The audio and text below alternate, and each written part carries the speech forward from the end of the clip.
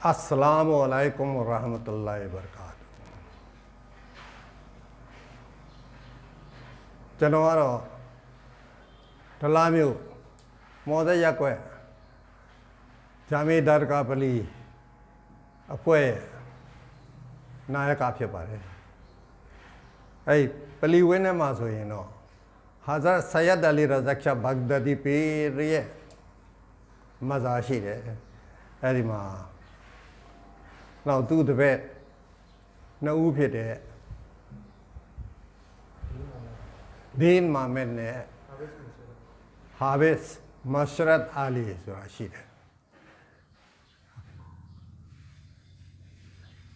အဲ့ဒါတမ်းလာဘူးအဲ့ဒါကျွန်တော်ငယ်လေးอ่ะကျွန်တော်9နှစ်သားတယ်ကျွန်တော်ကဒလာမျိုးဇာတိဖြစ်ပါတယ်ကျွန်တော်အဖေကအေအော်ဒီဝင်းထဲမှာ repeater ဖြစ်တယ်ကျွန်တော်အဖေခေါ်လာလို့အရင်တော့ဆိုရင်တော့ Oris ပွဲတော့မဟုတ်ဘူးတင်းငွေနေတိုင်းသူတို့ရှိတဲ့လူကအဲ့ဒီမှာကြက်တစ်ကောင်နှစ်ကောင်ချက်ပြီးတော့အဲဒီဘာဘာကြီးကိုမဇာမှာကျွန်တော်တို့ကဇီယာရတ်လုပ်ရင်းနဲ့အဲ့ဒီကတပတ်တစ်ခါထမင်းကျွေးအဲ့ဒီကလှုပ်လာတာကျွန်တော်လည်းကျောင်းနေတဲ့အင်ဂျင်နီယာတွေဖြစ်စိတ်ကမ်းမှာလှုပ်ပြီးတော့မှနောက်ပိုင်းမှာ1985ခုနှစ်ကျွန်တော်ဒလာမျိုးနဲ့မဟာဖဥက္ကဋ္ဌလုပ်တဲ့အခါမှာ BIP လီယာဥက္ကဋ္ဌဥခေမောင်အဲ့ဒါဒူဥက္ကဋ္ဌမူချီပိုင်သူတို့နဲ့တွေ့ပြီးတော့အဲ့ဒီမှာဟာဂျီဦးတင်ဝင်းတို့ဟာဂျီကမားတို့ဦးလှဝင်းတို့အဲ့ဒီအားလုံးနဲ့စုံပြီးတော့ဒီဒါရကာပလီအတွက်ကိုအသစ်ဆောက်ဖို့ကျွန်တော်ဝိုင်းဝန်းပြီးတော့ကြိုးပမ်းခဲ့တယ်ဒါပေမဲ့အဲ့ဒါမဖြစ်ခဲ့ဘူးဒါပေမဲ့ဖြစ်မြောက်ခဲ့တာကတော့ဘဝကြီးရဲ့မဇာကိုကျွန်တော်တို့ပြန်ပြီးတော့အသစ်ဆောက်ဖို့ကျွန်တော်တို့ရောက်တဲ့အချိန်မှာတော့ဘဝကြီးရဲ့မဇာရှိပြီးသားဖြစ်နေပြီဒါပေမဲ့သူရာဇဝင်ကိုပြန်ပြီးတော့ကျွန်တော်တို့လေ့လာလိုက်တဲ့အခါမှာဒီဘဝကြီးဟာကျွန်တော်တို့မမွေးခင်တည်းကသူ့ရဲ့မဇာဒီမှာရှိမဇာရှိမှဘယ်လိုလုပ်သိလဲဆိုတော့ဒီနေရာကအရင်တော့ဆိုရင်လယ်တွေရှိတယ်ဒီလယ်တွေကဟိန္ဒူပိုင်ဖြစ်တယ်အဲ့ဒီမှာနွားတွေမွေးထားတယ်နွားတွေကဒီစကြက်ဒီနေရာမှာလာပြီးတော့နွားတွေလာရင်နွားတွေလာတယ်ဆိုအိမ်မက်ပေးတယ်မင်းနွားတွေကငါနေရာကိုမလာစေနဲ့ဟာအဲ့ဒီမှာလယ်ပိုင်ရှင်ကအုံလောက်6တယ်တော်ကြနွားကောင်သေးနောက်၄-၅ရက်ဆိုနွားကောင်သေးနောက်ကြတော့သူနွားတွေဒီဘက်ကိုမလာခိုင်းတော့အဲ့ဒါနဲ့သူတို့ကမာကစစ်ပလီယာခေါ်ပကအဖွဲ့ဝင်တွေပေါ့အရင်တော့ဘင်္ဂါလီတွေအဲ့ဒီတတိနားလဲတဲ့လူတွေကိုသွားခေါ်ပြီးတော့ဒီအကြောင်းပြောတော့သူတို့လာပြီးတော့ဒီအချင်းတွေကြည့်ပြီးတော့သူလိုက်ပြီးတော့တူးဆွကြည့်တဲ့အခါမှာဘဝကြီးမဇာကိုတွေ့တယ်အဲ့ဒီမှာနီရှန်တိုင်းမှာလဲဟာဇတ်ဆယတ်အလီရာဇက်ရှာလို့ဘဂဒဒီလို့ရေးထားတာတွေ့ခဲ့တယ်အဲ့ဒီတဲကနေစပြီးတော့ဒီနေရာမှာခါတယ်ပထမတဲလေးထိုးထားတယ်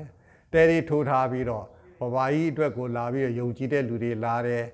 သွားကြတယ်လာကြတယ်တနေ့တစ်ခါဆိုရင် Oris ပွဲတော့လုပ်တယ်အဲ့ဒါကိုကြည့်နေတဲ့ဒီကျွန်တော်တို့ပလီရဲ့ဟိုဘက်တလန်းကဟိန္ဒူဖျားရှိခိုးကျောင်းကရတ်ပန်လာလ်ဆိုတဲ့အဲ့ဒီဟိန္ဒူအဲ့ဒီခေါ်ဘကအဖိုးကြီးကဒီကိုလာပြီးတော့လူကြည့်တယ်ဒီကိုလာကြည့်ပြီးတော့သူသဘောကျသွားတယ်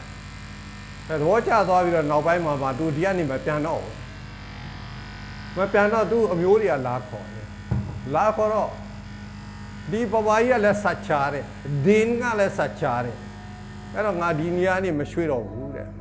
ငါဒီဘာသာယူတော့မယ်အဲ့ဒီထဲကဒီန်မိုဟာမက်ကဒီမှာပဲဒီမှာပဲဘဝကြီးကိုဇီယာရတ်လုပ်ရင်းတယ်ဒီမှာပဲသူကအလာမစ်ခံသွားတယ်နောက်ပြီးတော့ဒီမှာဟာဗစ်မရှရတ်အာလီယာလည်းဒီမှာနေပြီးတော့ဒီမှာပဲအလာမစ်ခံသွားတယ် အဲ့ဒီသူတို့သုံးရဲ့မဇာဒီထဲမှာရှိတယ်ကျွန်တော်ဒါတွေစအောင်ဆိုပြီးတော့တိုက်ခန်းအနေနဲ့ကျွန်တော်လှုပ်လိုက်တာက1995ခုဥက္ကဋ္ဌဦးခင်မောင်လက်ထက်ငိုချိပိုင်တို့လက်ထက်ကျွန်တော်တို့ကိုမြင့်ဦးတို့အခုအလားမိတ်ခံယူသွားတဲ့ဟာကြီးဦးတင်ဝင်းတို့နောက်ပြီးတော့ကျွန်တော်တို့မအဖအတွင်းရင်ဦးလှဝင်းတို့အဲ့ဒါတွေကဝိုင်းပြီးတော့ဒါကြီးကိုကြိုးပမ်းလိုက်တဲ့အခါကျတော့ဒီဘဝကြီးရဲ့မာစာကအခုလက်ရှိမြင်တွေ့နေရတဲ့အတိုင်းလှလှပပနဲ့တင့်တယ်သွားတယ်အဲ့ဒီချိန်လေးအစားပြီးတော့ကျွန်တော်တို့ကနှစ်ဆင့်အိုရစ်ပွဲတော်ကိုကျင်းပခဲ့တာဆိုတော့အခုဆိုအိုရစ်ပွဲတော်130ကြိမ်မြောက်လာမယ့်အချိန်ဆိုရင်130ကြိမ်ဖြစ်သွားလိမ့်မယ်အဲအိုရစ်ပွဲတော်တစ်နှစ်စီကားလာတာတော်တော်ကြီးကိုစီကားလာတယ်ကျွန်တော်ဂောပကအဖွဲ့တွေကလည်းတလားဥစ္စာတနာကျော်သွားတာမဟုတ်ဘူးဘဝကြီးကိုကျွန်တော်တို့နေ့ရက်တမန်နဲ့ကျွန်တော်တို့ဘဝကြီးကိုကျွန်တော်တို့ကယုံကြည်လို့ဇေယျရက်လုပ်တယ်ဘဝကြီးစီအလ္လာဟ်စီမတော်ဝါတောင်းခိုင်းတယ်ကျွန်တော်တို့ကိုယ်၌ကလည်းကျွန်တော်တို့ကြိုးစားလာတယ်အဲ့တော့ဒီဟာအစ္စလာမ်ဘိုင်ဆိုရင်ဒီမှာလာပြီးတော့လက်ဖေးဆိုင်လာဖွင့်တာသူများဆိုင်ကိုငှားပြီးတော့ဖွင့်ငှားဖွင့်ပြီးတော့နောက်ပိုင်းမှာသူအဲဆိုင်ကိုဝယ်လိုက်တဲ့အချိန်လေးကောင်းလာတယ်သူရလာတဲ့ငွေတွေကိုအိတ်တုံပါမောက်ပဲဒီဘဝကြီးနှစ်ဆင်ပွဲတော်မှာသူသုံးတာပဲအဲကျွန်တော်တို့လည်းနိုင်တလောက်သုံးတယ်အဲ့လိုသုံးရင်းနဲ့အခုဒီပွဲတော်ကြီးဖြစ်လာတယ်တခုကျွန်တော်မေ့သွားလို့ပြောပါအောင်ပဲအဲ့1939မှာကျွန်တော်ဘောင်းဒုတိယကမ္ဘာစစ်ဖြစ်တယ်အဲ့ဒီချိန်မှာဒီမှာဘုံနေကျဲတယ်အဲ့ဘဝကြီးမှာစားအဲ့ဒီတည်းရှိတယ်အဲ့ဒီဘုံကျဲတာဒီနေရာတွေကိုဘုံမပေါက်ကွဲဘူးအဲ့ဒီမဇာရဲ့ဟိုအရှိဘက်မှာရှိတဲ့ကန်ဆက်မှာဘုံပေါက်ကွဲတယ်အဲ့ဒါလောက်အထိဘဝကြီးကရာမတ်ကထူးဆန်းပါတယ်အဲ့တော့ကျွန်တော်တို့အသက်အရွယ်ပြိုနုတုန်းကတော့တစ်ဆင်ကျွန်တော်တို့ဒီမှာဒုဥက္ကဋ္ဌလည်းလုပ်ခဲ့တယ်ဥက္ကဋ္ဌလည်းအရာကြီးဥက္ကဋ္ဌလည်းလုပ်ခဲ့တယ်ကြာရတောင်းထမ်းဆောင်ခဲ့တယ်ကျွန်တော်တို့ကအသက်ကြီးသွားတဲ့အခါကျတော့အခုလူငယ်တွေကလည်းတကယ်တကြွနေအခုလူငယ်ဥက္ကဋ္ဌဦးဟာရှင်လုပ်နေတယ်အတွင်းမှုဆိုရင်ကျွန်တော်တို့ဦးရာစင်သူကတော်တော်ကြိုးပမ်းတယ်သူကြိုးပမ်းတဲ့အလျောက်ကိုဆိုရင်ကျွန်တော်တို့ရန်ကုန်မှာသွားပြီးတော့ဆိုရင်အခုဘဝကြီးအတွက် orange ပွဲတော်မှာဆိုရင်ကျွန်တော်တို့ကဗန်လာရေးကော်မတီတွေဖွဲ့ထားတယ်အဲ့ဒီတော့မှာဆိုရင်ကျွန်တော်တို့ဆရာဟာဂျီအဗ်ဒူလာသူ့ဗန်လာရေးကော်မတီဥက္ကဋ္ဌတွေတင်မြှောက်ပြီးတော့ကျွန်တော်တို့ကရန်ကုန်မှာသွားပြီးတော့တခါနဲ့5-10ရက်လောက်ကျွန်တော်တို့က orange ပွဲတော်ဖြစ်မြောက်ရေးအတွက်ကျွန်တော်တို့ကြိုးပမ်းတဲ့အလျောက်လဲအလားသဘောတူတယ်အလားသဘောတူပြီးတော့ကျွန်တော်တို့က orange ပွဲတော်ကို3ရက်ကျွန်တော်တို့တောက်ကြစနေတနင်္ဂနွေဆိုရင်ကျွန်တော်တို့ကအန်ဒါဝတ်ပေါ့အဲဒီမှာကာဝါလီတွေပါလေလဲကျွန်တော်တို့ထည့်တယ်တော်တော်စီစီကားဖြစ်ပြီးတော့ဘာပြီးတပီလုံးဟာဘောဘာကြီးဟာဇတ်ဆယတ်တဲ့ရာဇက်ချာရဲ့ orange ပွဲတော်ကိုအားလုံးသိသွားတယ်ဟိုးအဝေးရတဝက်တောင်ပေါ်ကရှိတ်ဘာဘာရှာအကိုယုံကြည်တဲ့အဲ့ဒီမှာ orange ပွဲတော်ဖြစ်မြောက်ရေးကော်မတီအဖွဲ့တွေအပြင်သူတို့လည်းဒီကိုလာသွားပြီးတော့အဲ့ဒီကလူတွေကလည်းအခုကျွန်တော်တို့စီလာတယ်မော်လမြိုင်ကလူကြီး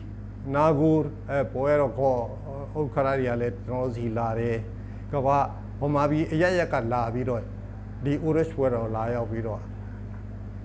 တက်ရောက်ပြီးတော့ဇယားတက်လုပ်ပြီးတော့သူတို့3ရက်လောက်နေပြီးမှပြန်ကြတယ်အဲကျွန်တော်ဖိတ်ခေါ်ချင်ပါတယ်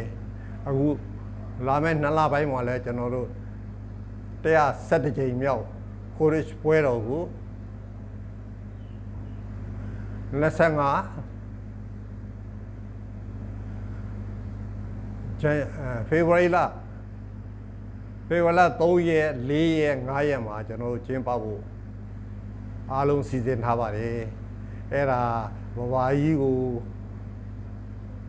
ကြီးညိုပြီးတော့ယုံကြည်သက်ဝင်တဲ့ဓမ္မမိတ်ဆွေအပေါင်းတရိကမိတ်ဆွေအပေါင်းဖိတ်ခေါ်ပါတယ်ဘဝကြီးအတွက်လာရောက်ပြီးတော့တက်ရောက်ကြီးညိုနိုင်ပါကြောင်း ပြောပြရင်းနဲ့နေကုန်းချုပ်ပါပါတယ်အစ္စလာမ်အလိုင်ကွမ်ဝါရာမတ်တူလာဟ်ဝါဘရကာ